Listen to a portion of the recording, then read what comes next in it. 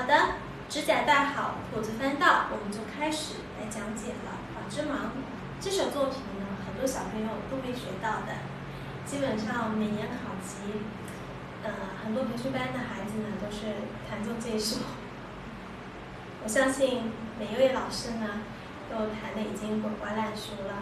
那么我们今天呢就来再看看怎么样把它弹得更好一点，再详细的讲解一下。《纺织忙》呢这首作品其实就一页，比较的短。那么它有些什么要注意的呢？你像后面的小搓的技法呀，大搓的技法、刮奏的技法、脱坯、连脱、发吸、上下滑音，这些都是融合在这首作品里面的。那我们作为考级曲来讲的话，我们教学的时候呢，这几点基本功一定要让孩子单独的练习提升。好，来都等于D， D 调4/4拍，每个小节呢有4拍，左手放好，右手放哪里？放在乐山的上方，然后平移，吸气，走，理解意思吗？和我们之前讲的曲子呢都是一样的，就是说我要吸，我要起，我肯定就是要有气息。我讲就像我讲任何一句话，我肯定是需要有气息的，对吧？那我要有气息，所以它要有一个气息的感觉，就是提手。左手放好，右手大概是放在8号琴弦上方一个手掌的厚度。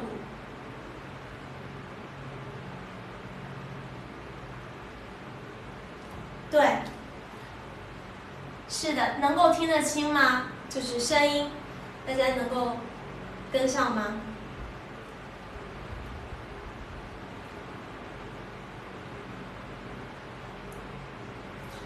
可以是吗？好的，我继续来讲啊。右手放哪呢？右手大概是在你即将要弹的这个音的上方，大概是我们现在是要弹奏8号琴弦这个位置，所以我的右手大概是放在8号琴弦的上方，然后呢，手掌这个高度就不能抬太高了，大概是一个手掌这个高度就行了，这样侧着放，但是也不是这种垂直的，也不是这种平行的，是稍微的这样垂直的角度过来一点点就可以了。放松，好，平移，吸气，走，明白了吗？再来看一遍啊，走，平移，吸气，走，再走，是这样的一个起势。起手都学会了吧啊？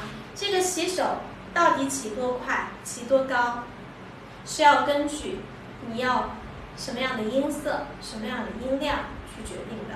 但在这个地方呢，是比较轻巧的、愉快的感觉，所以我们在弹奏的时候就不可能说特别的夸张，或者说特别大力度的。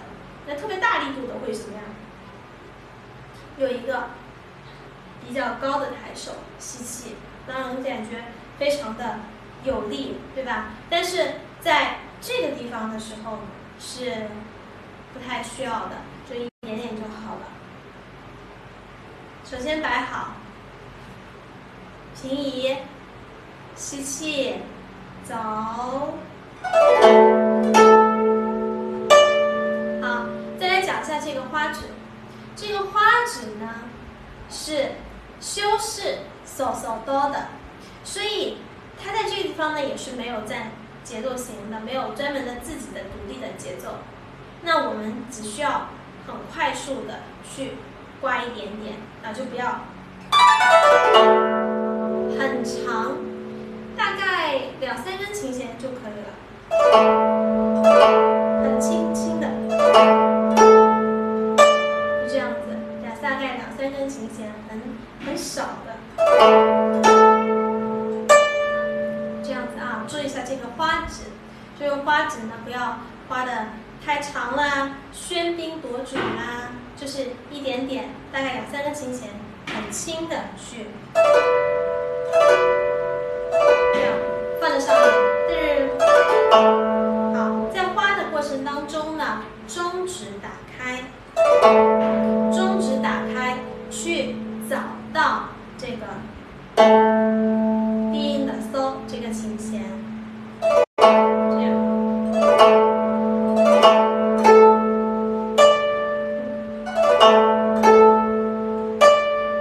是这样子的啊，嗦嗦哆。那么这个托呢都是压弹，往下压，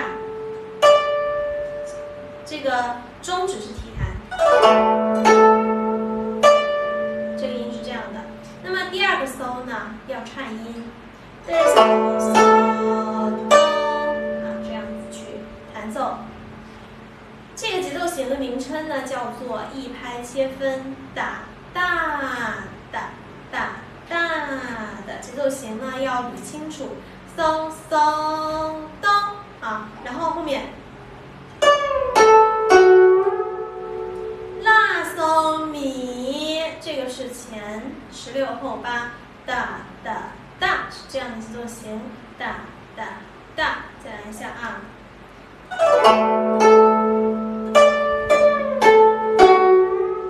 右手全部都是连托压弹，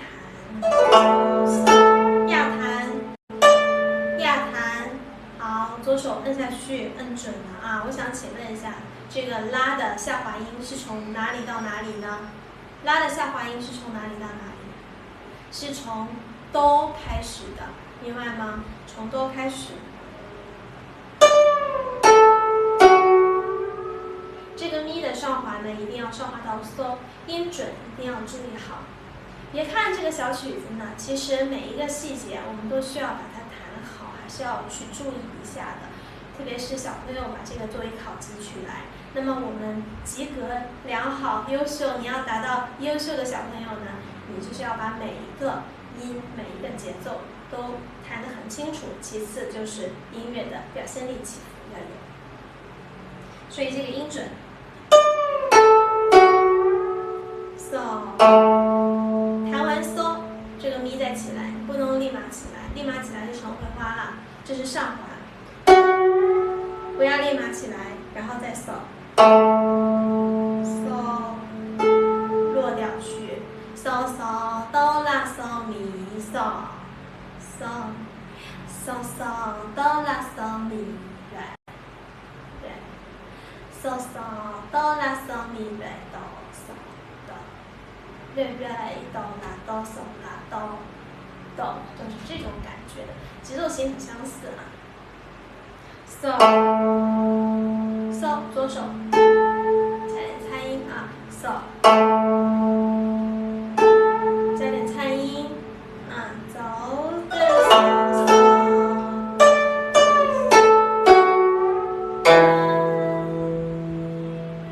加点颤音。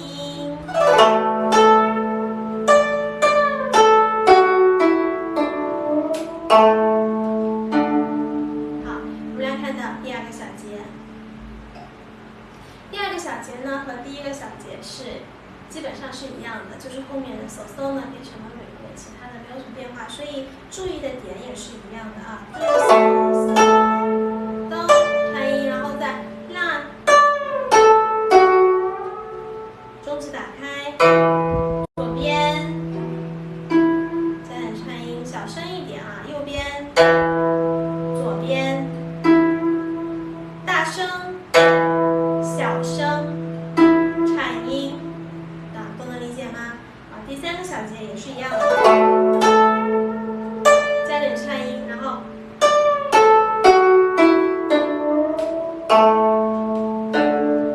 再来看一下。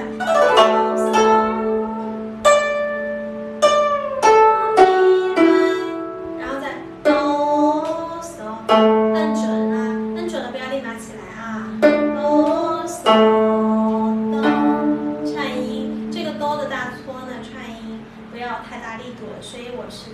中间偏左的地方去弹奏它的，然后走。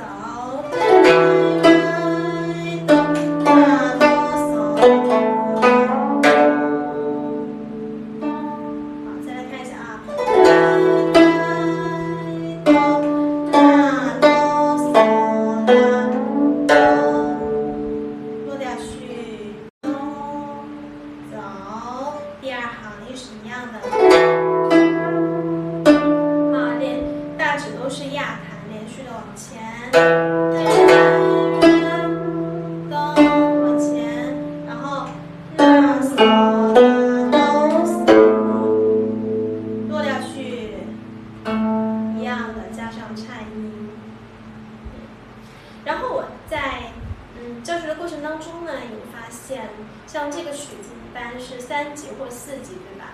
但是有3级、4级，很多小朋友呢，他这个右手好像都没有什么很大的问题。但是我教学过程当中发现，音准是一个问题，就是摁不下去，或者说没有办法识别到底准了还没准，这是一个问题。那么还有就是颤音。那么我们先来讲一下颤音怎么去练好了，因为正好讲到这样的一个考级的小曲子，我突然想到有很多孩子会出现的一些问题，所以跟各位老师分享一下。就是这个颤音，你会发现，虽然说书上呢没有写很多的颤音，但是它是一直有的颤音。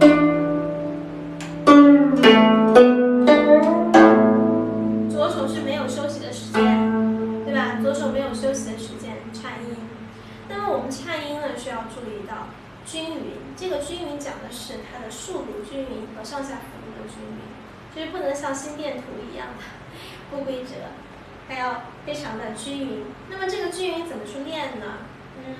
可以用节拍器去练，就是1、2、3、4，放松5、6、7、8。比方说我们打开节拍器啊。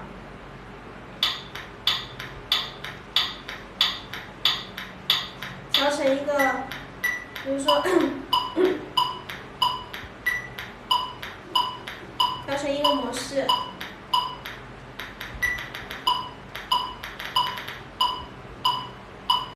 1、2、3、4，1、2、3、4，1、2、3、4，你可以这样自己数，或者1、2。刚开始学的时候呢，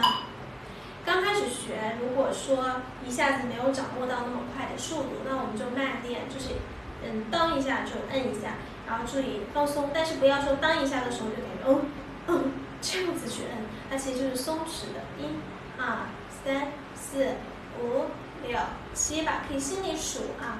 但是如果我觉得要更精确的话，还是对节拍器会更好。这样。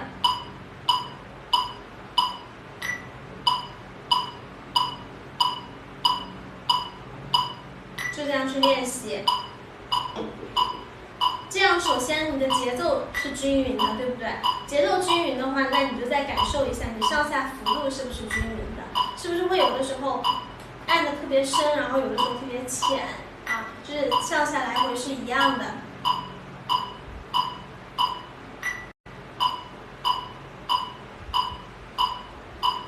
这样，颤音就这么练习，然后。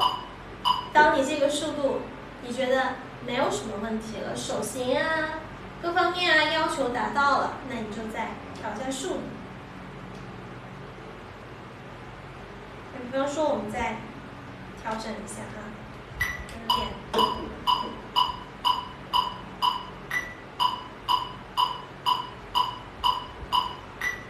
理解意思了吗？所以我们的颤音呢就是这样去练习的。颤音还要注意的点就是你的手臂不要这样架起来，一定要这样垂下去。为什么？垂下去的话，第一，你手放松，你的肌肉就不至于紧张。不紧张的话，就不会说，我好像按着按着就手特别酸痛了，就不会出现酸痛的现象。再其次就是你的重心往下了，更有助于你去往下按。那你的重心都在上面了，你怎么往下按呢？是不是重心要往下？所以注意这个手的距离不能够这样特别大了，特别高，下来一点，重心就往下了。大概是一个这样子的间距，然后手整体的放松。1、2、3、4、5、6、7、8，就是对着节拍器去练习。明白了这个颤音怎么教学，怎么练习吗？首先是一个手型，讲解完了手型之后呢，就让的学生跟着节拍器慢慢的去练习，缓缓的，再逐渐的加速。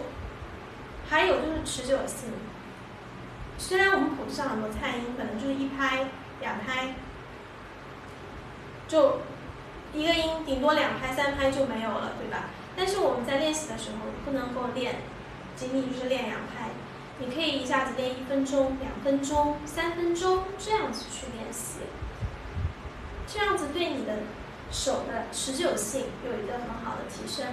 因为有的同学他可能刚开始颤还挺好的，颤到后面的时候，他的手好像就有点抽筋了，就会觉得不由自主的就控制不了。这个是因为紧张的原因和耐力的原因，持久性。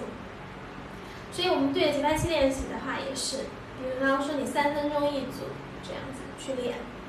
那还有的时候呢，就从我们上班族来讲的话，那大家练琴的时间比较少，如果想去提升颤音的话，大家可以就是放在一个平面上面去练。比方说我现在坐地铁，或者说我坐公交车去上班，那么我在上班的路途当中呢，我可以放在我的手上，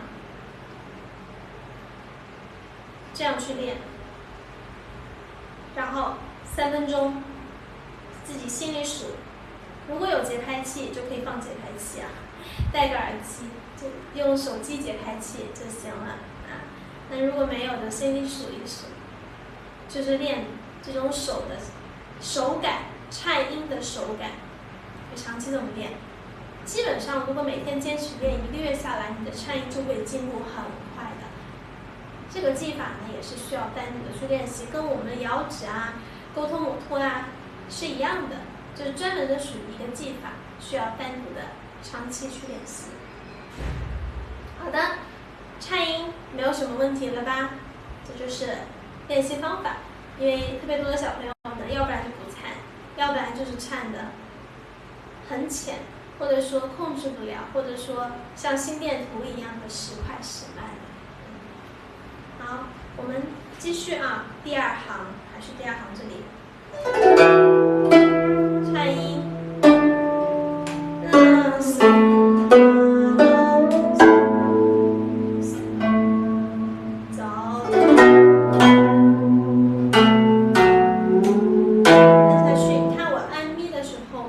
我整个人就趴下去了，这种感觉就整个人往下趴。但是因为我这个琴啊确实很紧，但是而且我也不是属于那种劲很大的人，所以呢，我要去按这个琴弦的话，我就需要借助我身体的力量，就往下。理解这个意思了吗？啊，所以这个问题呢，也是大家在练的时候，包括教孩子的时候，都可以告诉他你身体往下压一点。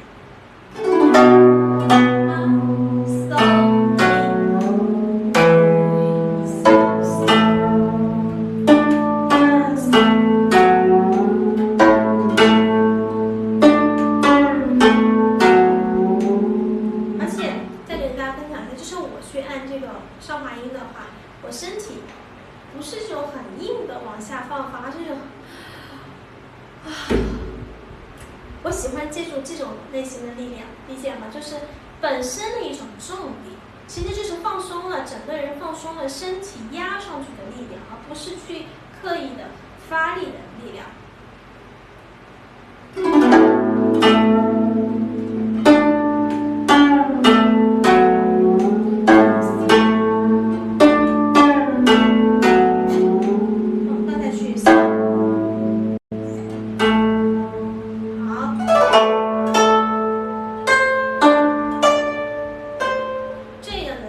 降息。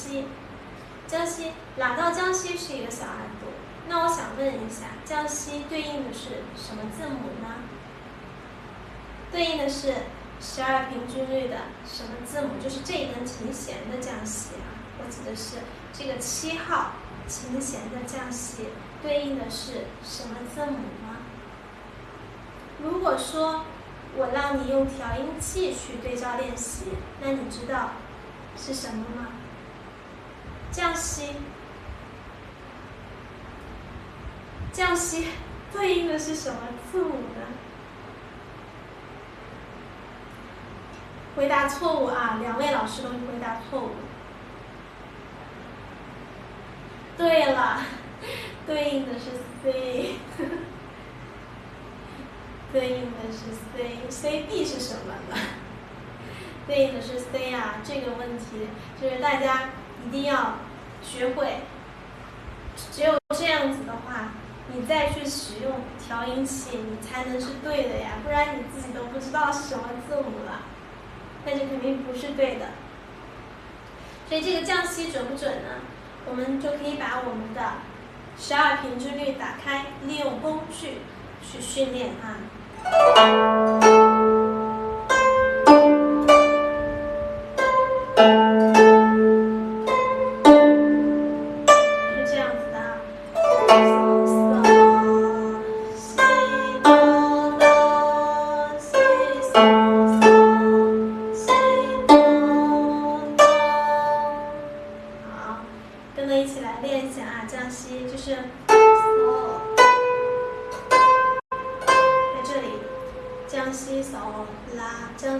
这个降西呢，大家想的是小2度，或者说，如果你觉得你的这个拉降西的听力感不是那么好，还有一个办法呢，就是你想一下，拉降西是不是等于咪到发？所以你可以想象，瑞咪发，是不是瑞咪发的感觉？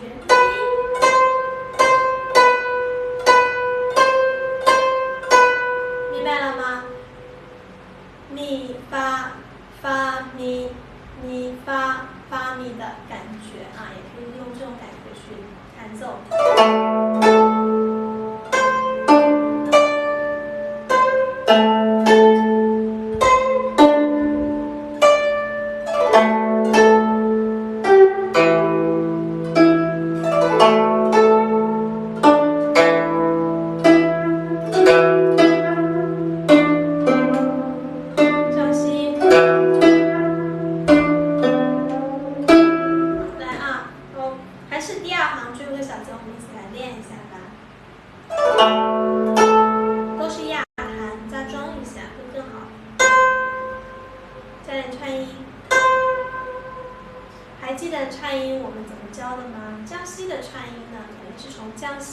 先按到降西，然后回来一点点，再按到降西，再回来一点，再按到降西，这样子的。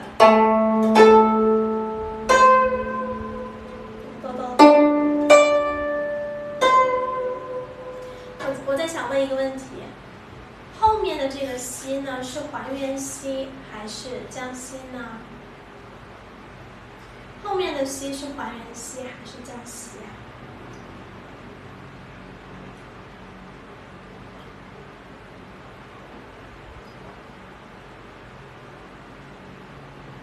对，非常好，是降西。这个乐理知识再讲一遍，因为前面是降号，它是同一个小节，所以它后面的西依然是降西。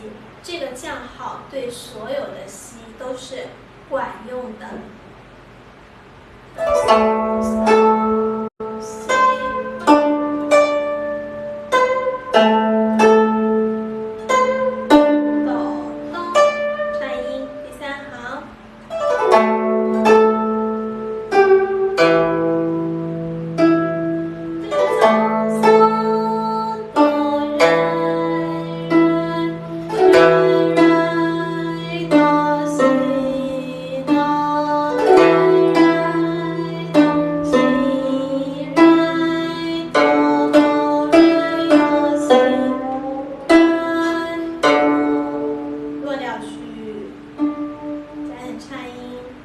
气提手。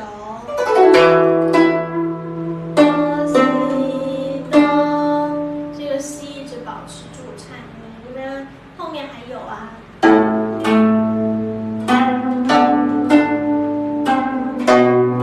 这个拉拉也是一直保持这个颤音，看哆哆西，然后拉拉直接起来。这边我也颤了，当然从视频当中看，我估计都是一样的。其实我是一个按下去的颤，一个再起来的颤，是这样子的啊。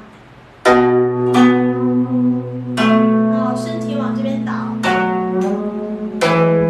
身体往这边倒哈，咪来，嗦嗦咚，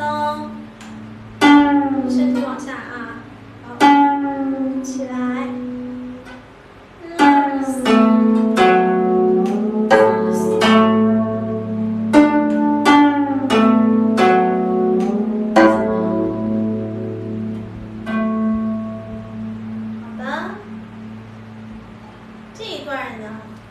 这个地方呢，可以理解成一种句型，一种段落，然后后面呢是嗦嗦嗦咪嗦嗦嗦，又是一样的。我们再把从头再弹到尾，再来一遍吧。左手放好，右手放好，心移，吸气。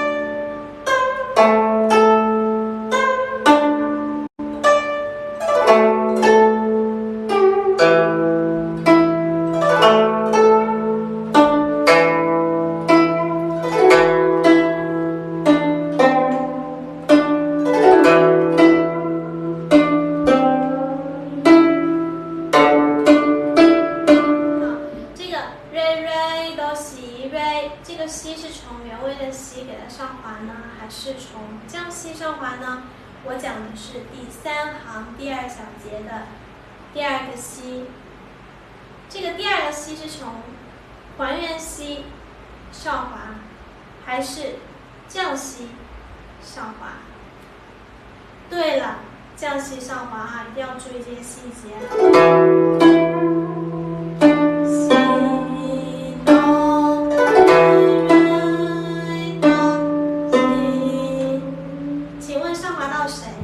上滑到哪个音呢？知道吗？上滑到哪个音？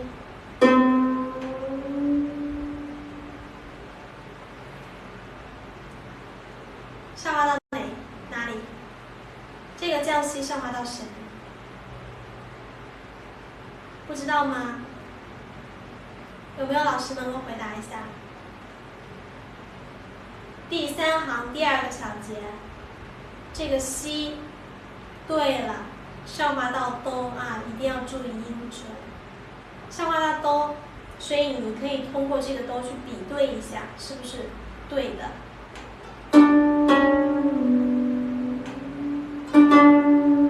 哆哆，这样子就是对的啊。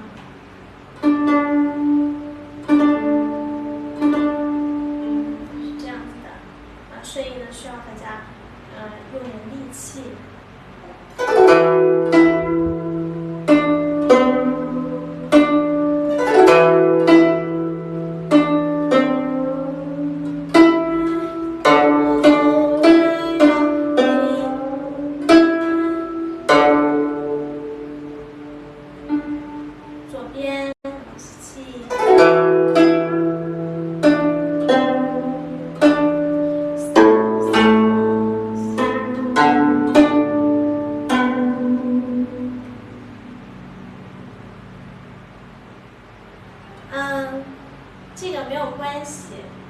现所有的古筝曲有很多的版本，这是现在很多演奏级的乐曲都有很多的版本，所以这个没有关系的。我们现在在讲这个谱子，那我们就按照这个谱子来弹奏。考试呢对版本是没有要求的，所以你们可以弹奏你们熟悉的版本。我们就是只是讲一下这个地方而已。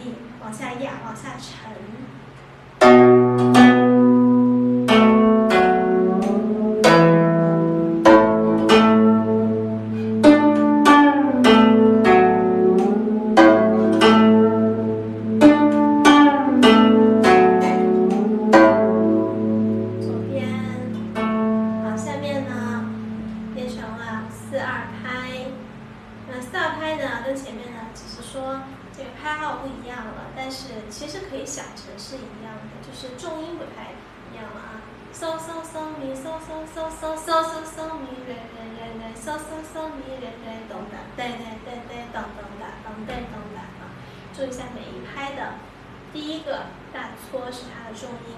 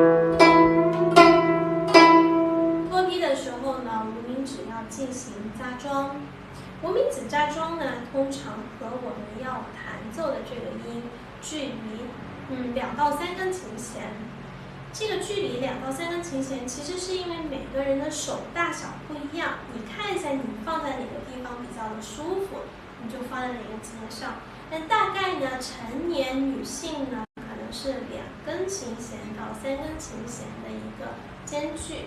那如果说有的孩子手比较小，那你就2根琴弦。来啊，嗦，嗦咪，西，摁下去。每一个托劈都要弹清楚，力度是一样大的。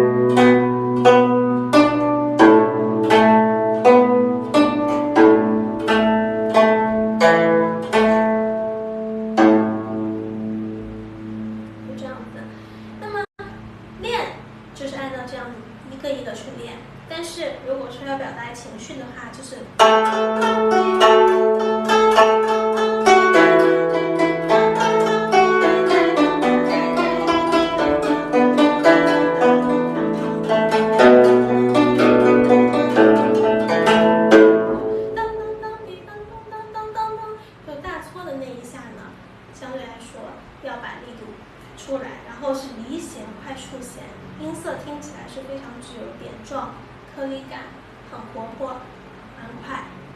好，我们再一起多练几遍吧。走。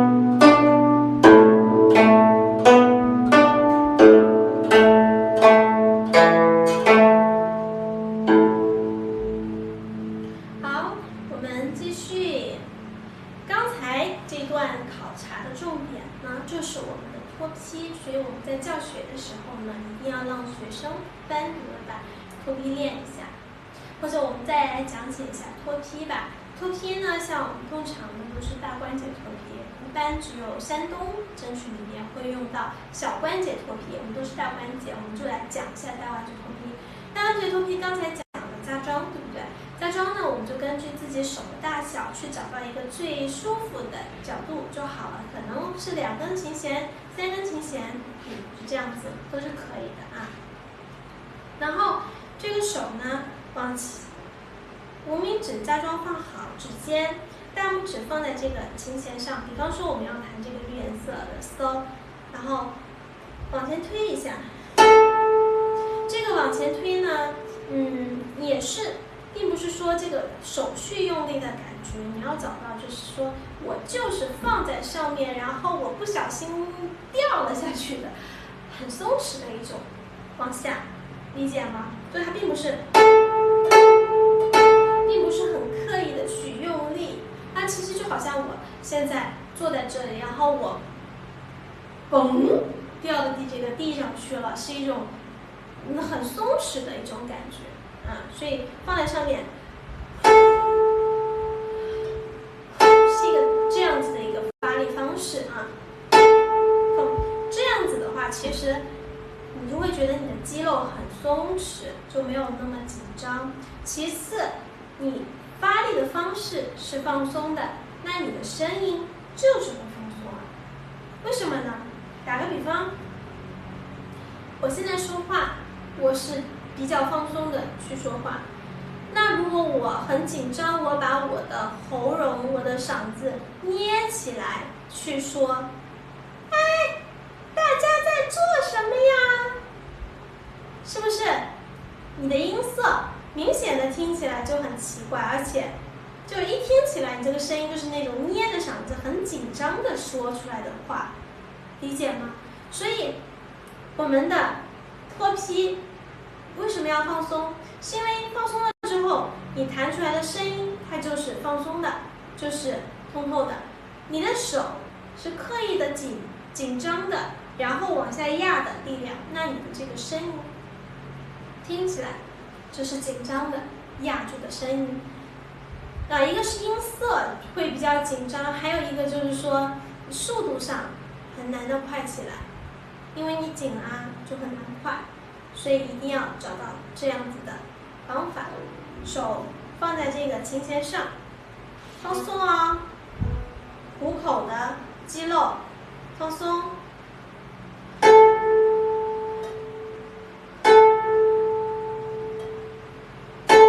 明白吗？推它。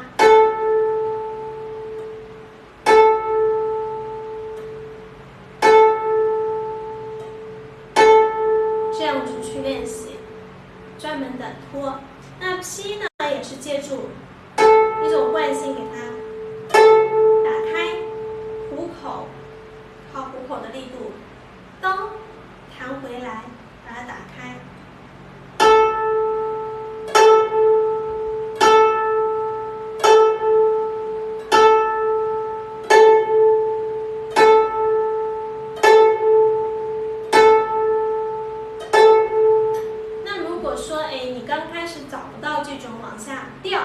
往下沉的力度，那你可以这样子去把手放在上面，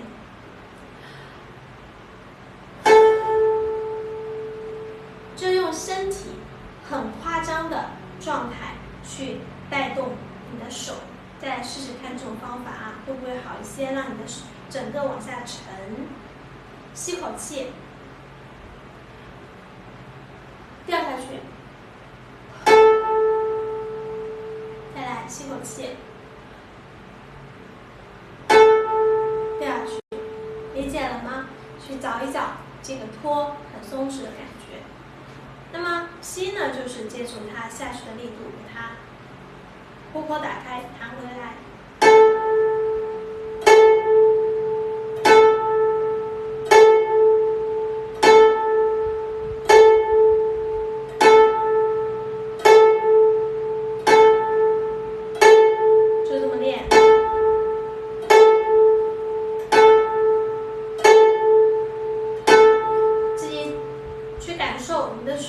是不是很松弛？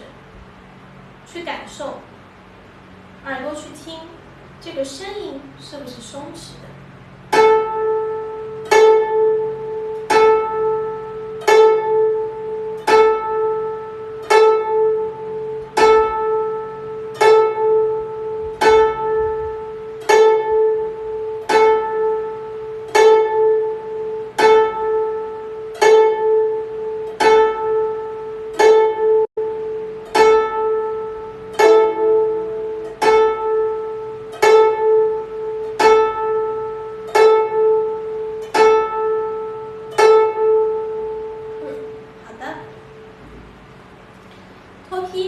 就是这么练，也是要跟着节拍器1、2、3、4的把它弹清楚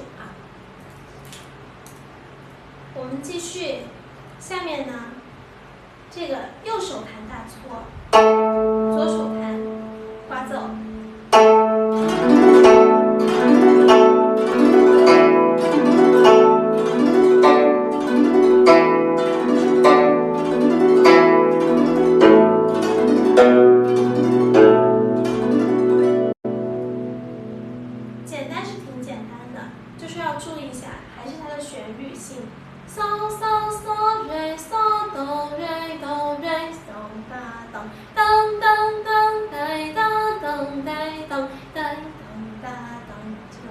旋律的线条的感觉。好，我们来慢练一下。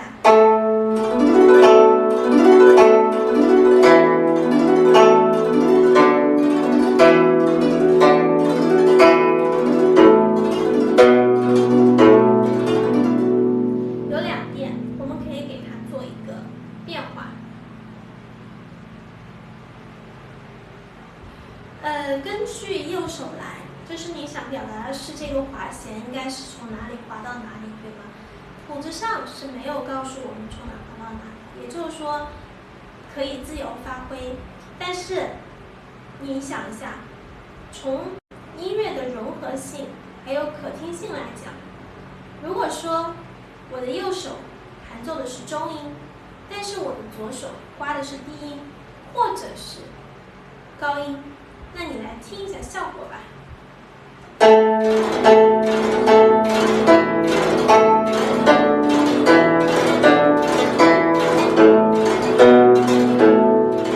这个是刮这个。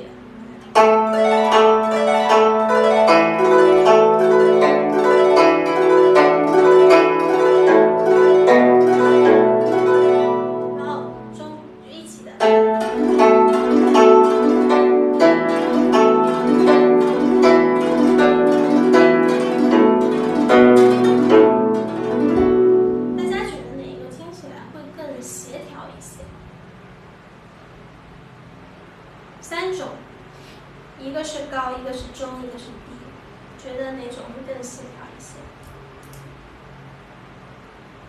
对了，就是说和你的右手是同一个音区，这一种才是最协调的。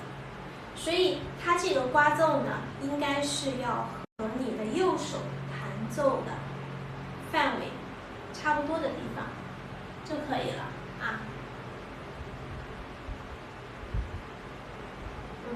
那我们就中间。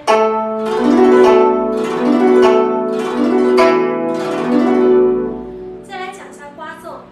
刮奏呢，怎么样刮会好听？我们要找到好的角度，就是你的手不能够这样子瘪的去刮它，手要立起来，立起来，角度这样倾斜一点。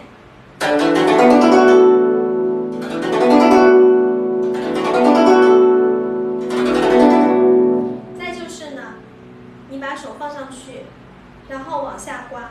往下刮呢，你不要刻意的用哪个部位去发力，你尽可能的想到，还是我们早上说的，就像这个时候我抓住你的手，然后我有点头晕，我想晕倒了，我就是这样子的感觉。其实它靠的是什么？我抓住了你的手，靠整体的一种往下沉、往后倒的一种力度，并不是说我身体哪个部位去发力，就是我不要我的身体哪个部位去专门的发力去弹奏它，而是我的手拉住了它，靠我想晕倒的感觉，然后往后带动。这样子的话，你是非常放松的，你整个人是很软很松的，这种音色呢会很松好听。其次就是你没有花你的力气，很节约你的能量。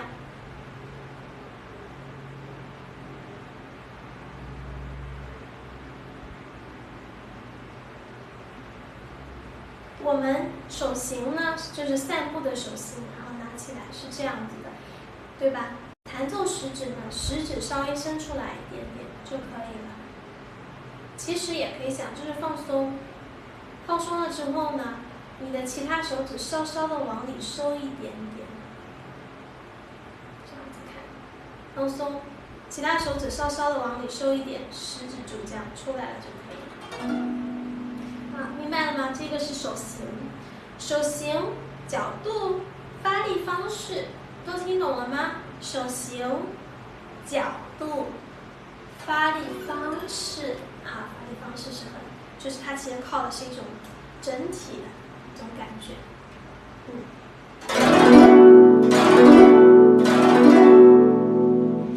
所以这样子去弹奏的话，你就会发现，弹古筝没有那么累啊，还是很轻松的，对吧？因为要学会去找到更好的力度，更好的力度。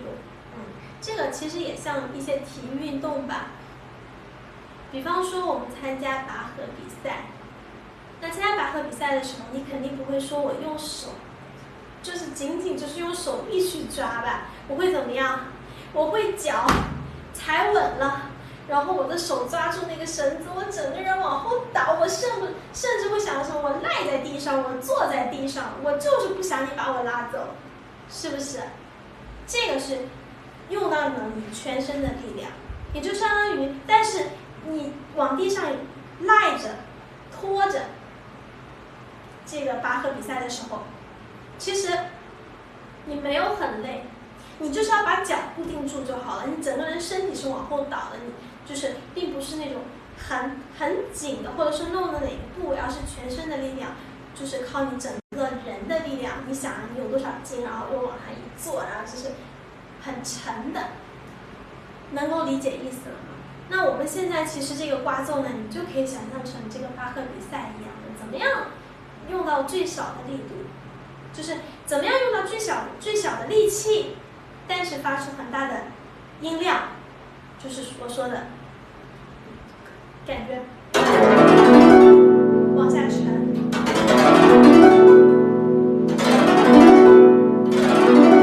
很松弛。我只需要一次次的拿过来，掉下去，拿起来掉下去，我根本就不需要去用力去刮它，声音自然就出来了。来啊！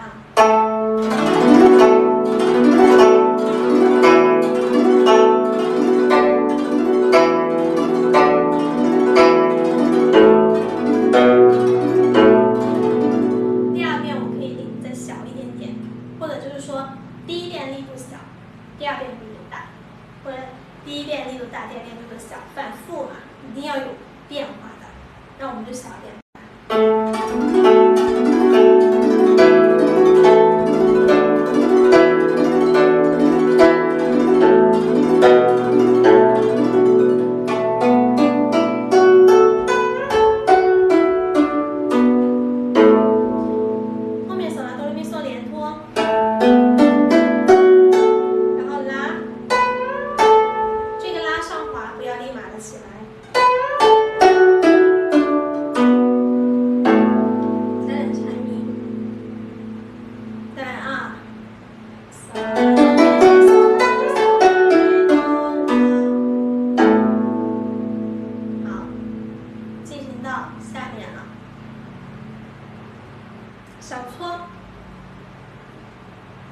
小搓的话，我们先来右手来练一下，但是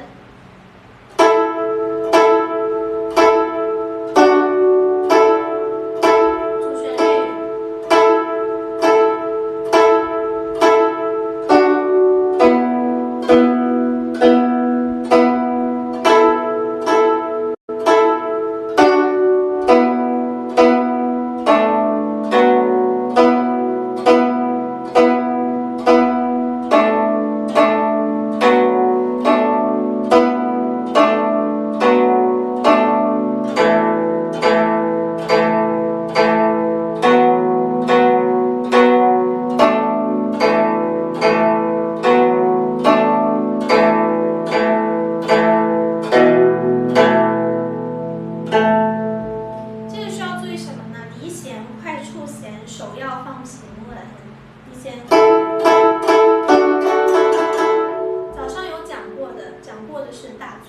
小搓和大搓一样的，就是你不要去想小搓就是小指这个第一指关节在那里发力动，它其实是一个整体，就好像是我们这样招手一样的，就是抓手，整体松啊。如果你想的是这一块，如果你想的只是靠指尖那一块去用力，首先力度肯定是不大的。如果只是说靠指尖去用力的话，力度不大。其次呢，就很容易会造成这个手掌这里比较的固定住。那所以呢，我的建议就是你在弹奏快速的小搓或者是快速的大搓的时候，你要用这一块想办法，就是这样去。我觉得这种动起来就很快，你看。就想到放松放松放松放松，快速的这里动起来。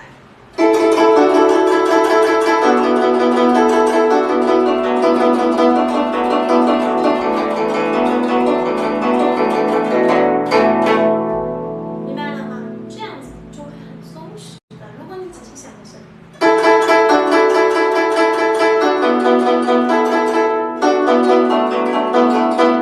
如果想到我的是就是上面固定住，然后只是用指尖的话，我就会弹不了那么快，会觉得比较的紧张。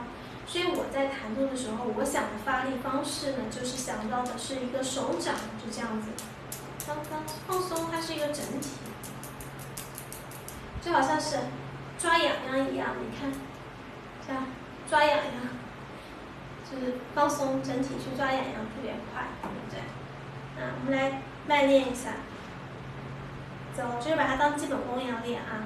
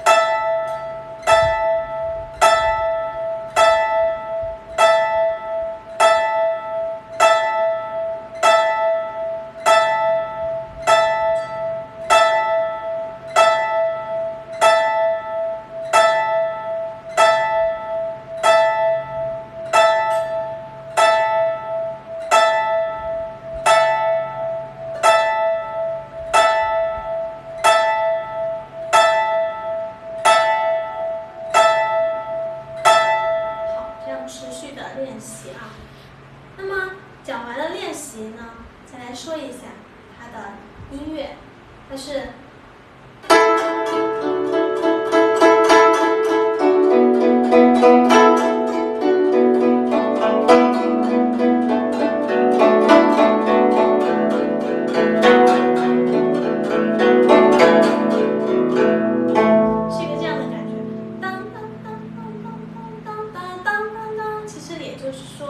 每两个小节的第一个音，给它做一个重音。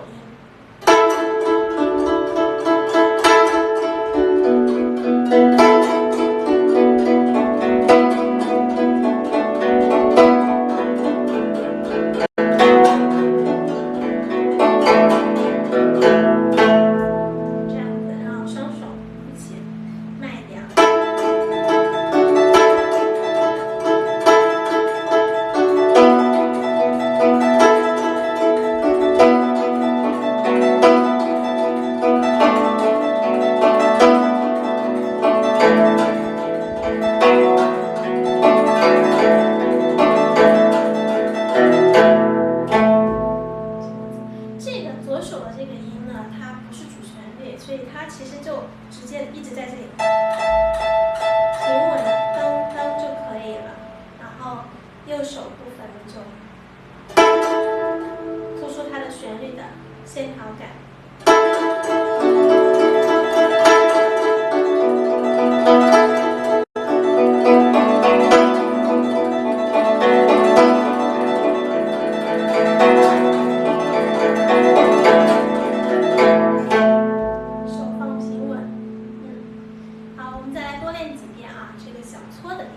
注意手夹过的整体放松，它其实是用这个掌关节感觉这样子抓抓抓的这种力度。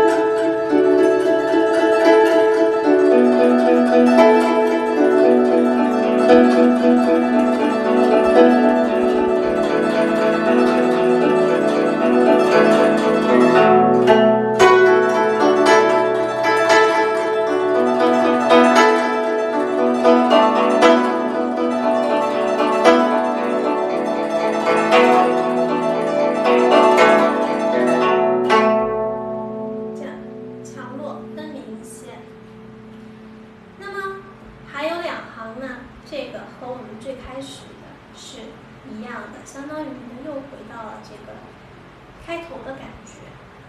好，刚才的扫，它的速度上面呢就会缓慢一点，就没有这么快了。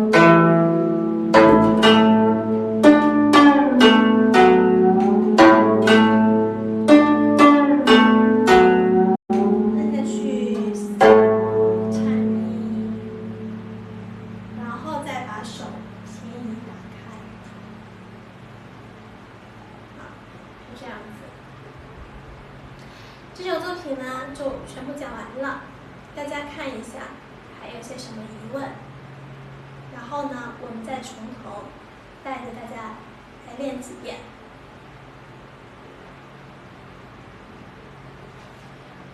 想想有什么疑问？一个是自己的弹奏的疑问，一个可以是对教学的疑问，就是我教小朋友应该怎么样。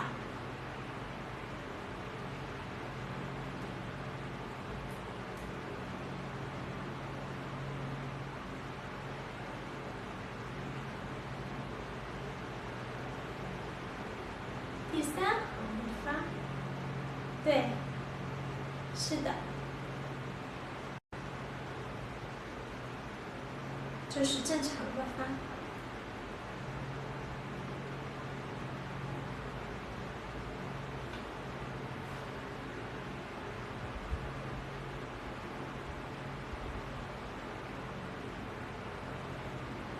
没有什么疑问了，那我们就来练几遍好不好？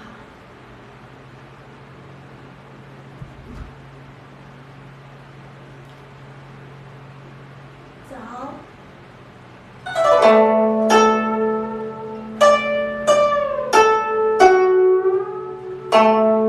就比较慢的练啊，把每个音都注意到来。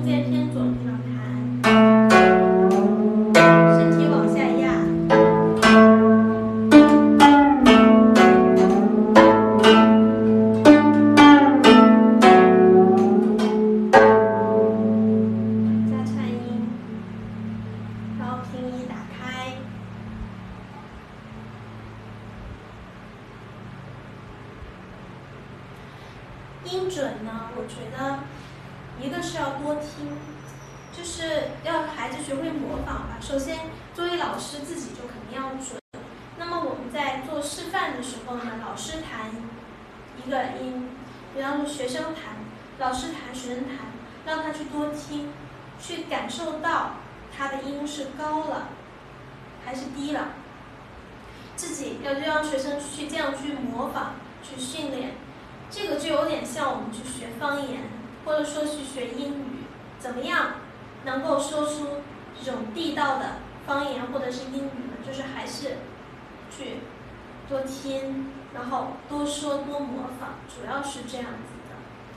再就是利用工具呢，也讲了，调音器也要可以看，让孩子知道怎么样是准的，还有一个仪器可以去帮助他，就是我们的调音器。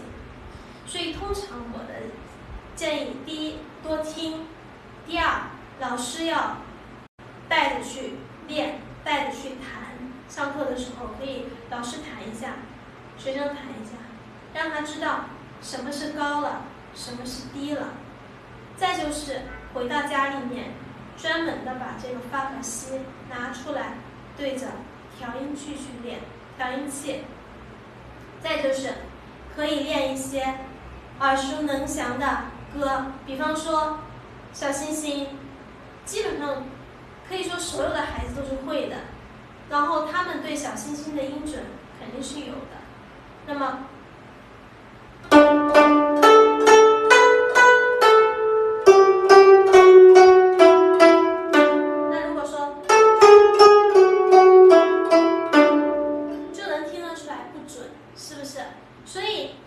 也可以拿一些他们会唱的歌去专门的练习法西，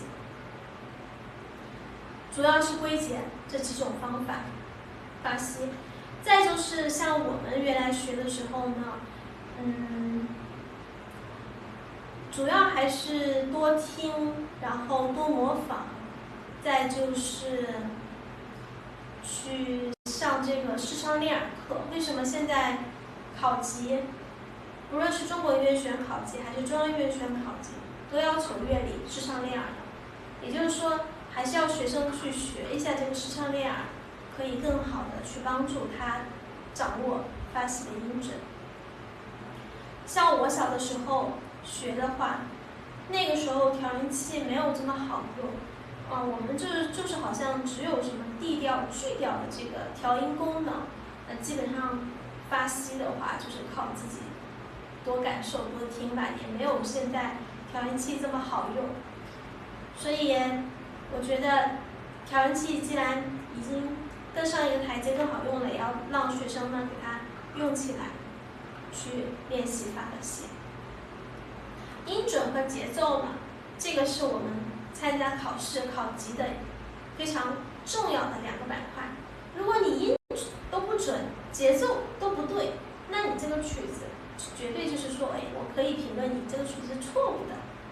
那如果你音准、节奏都掌握的情况下，那么你缺少表现力、音乐的处理这一些的话，至少我不能说你是错的，我可能说，你需要再加强一下这个音乐的表现，什么的表现。所以音准和节奏呢是非常重要的。调音器、节拍器，我自己练琴的话，我是调音器、节拍器每天都要用到的，所以我的调音器、节拍器呢，我都是给它就是放在这个琴的旁边。首先练琴的时候呢，把调音器打开，先把琴听一遍，听了一遍之后再把节拍器打开，然后开始按照节拍练习。比方说我练的速度可能已经比较快了，但是我通常在练的时候，刚开始这个练的前几遍的时候，我还是会把我的速度，按照这个很低的速度去练习，就不会说一上来就很快。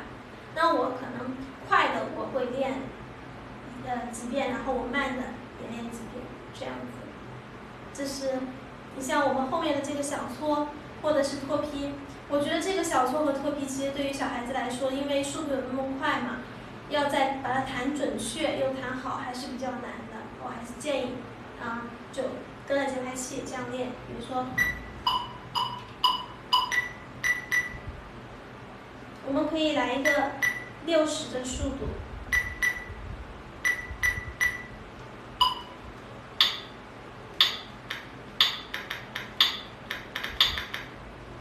60的速度，嗦嗦嗦，你看，如果是60度，嗦嗦嗦咪嗦嗦嗦嗦嗦嗦，其实挺快的，你可以把它当成半拍半拍的。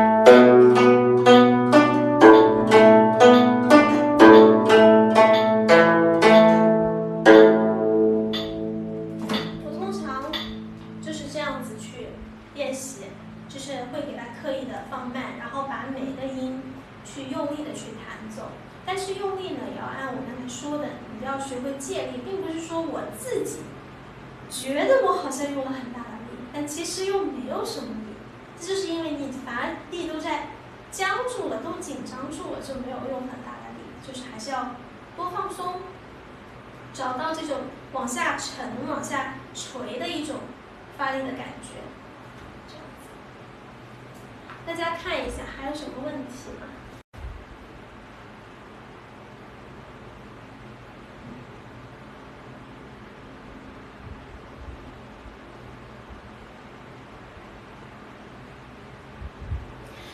这个弹的不流畅，比较结结巴巴呢，其实大部分孩子都是这样子的。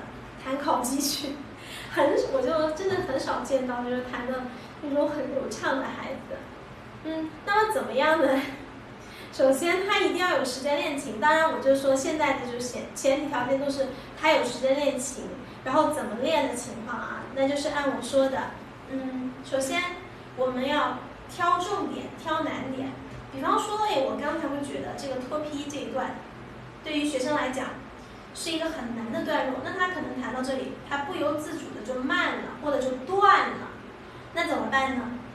还是用节拍器调慢速度，你就可以这样子呀，就是后面2、3、4、嗦嗦。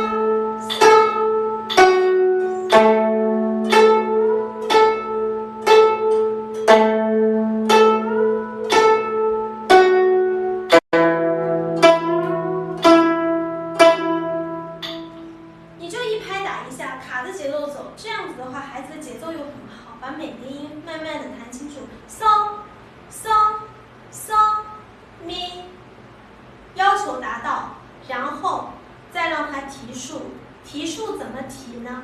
比方说我们现在是60的速度，好，弹了10遍，都对了，特别好，没有一个错音，而且力度又很好。这个时候，好，调整速度，调到几呢？调到61。你不要想着我60的速度可以了，我就调个70，我70可以有80步，60往上调，调到61，然后再弹10遍。如果61弹奏的10遍当中的第10遍，哎，错了一个音，怎么办？从头再来，从头再来10遍，一定要我按照这个速度实实在在的弹奏了10遍都没有问题，特别好。那我再去调整速度。其实大部分的学生呢是很难做到这一点的，所以就会很容易出现问题。当你真正能按我说的这个要求去做，就你想错都很难错了，你的手都已经形成了一个很好的肌肉记忆。所以想要弹流畅呢，先挑重点难点给它解决，解决好了之后，2个小节、1个小节、3个小节这样拼凑而成，一点一点的练，不要全曲练，拆分来练。比方说，我就练第1个小节，我就要把第1个小节按我刚才说的方法练。打个比方，练到接到70的速度，我就按10遍，61 10遍，62 10遍，63 10遍，64 10遍，以此类推，都没有问题。好，我第2个小节，我第3个小节，我每个小节这样练，然后我在第1行、第2行、第3行，我在第1段、第2段、第3段这样按段落练，然后我再按整篇曲子去练。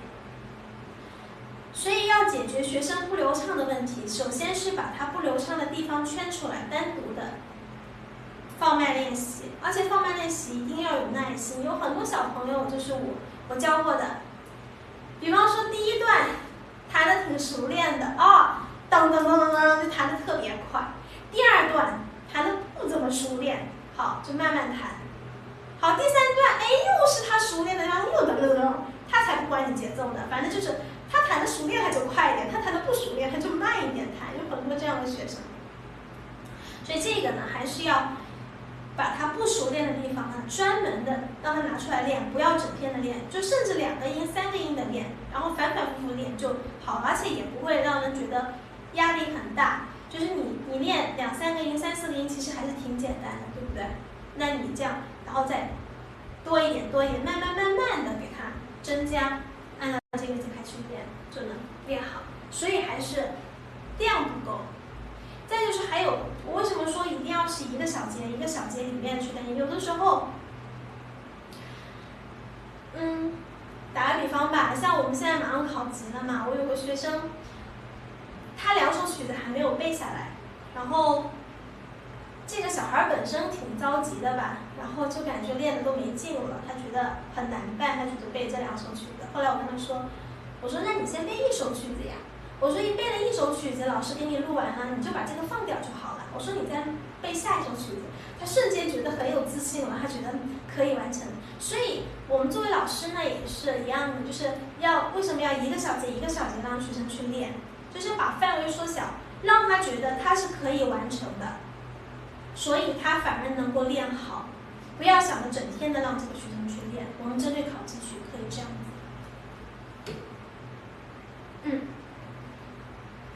好，大家还有什么问题？如果没有的话，我们这节课呢就全部学完了。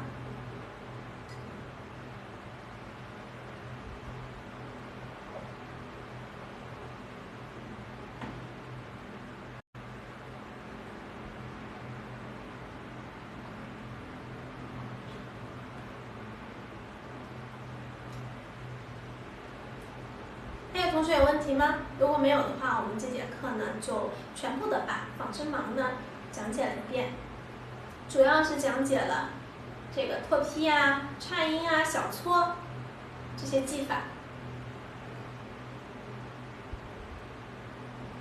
一般练多久啊？这个还不得看他自己，看他家长，都有啊。我也教过不练琴的学生啊，都有的。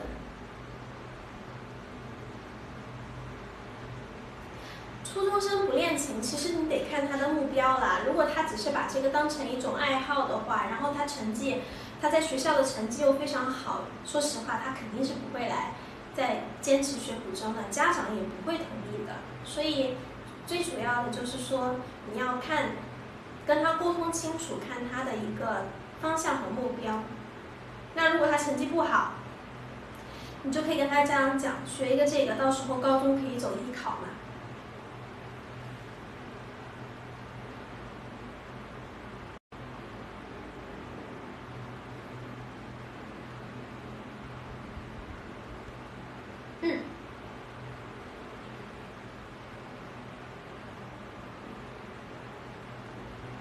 对，我的建议就是考试录视频的时候边讲解边弹会比较好。这样子的话，可以让学生更形象的感受到，就是我应该怎么样去弹。就讲完了之后做下示范，这样子一个小节一个小节的来可以。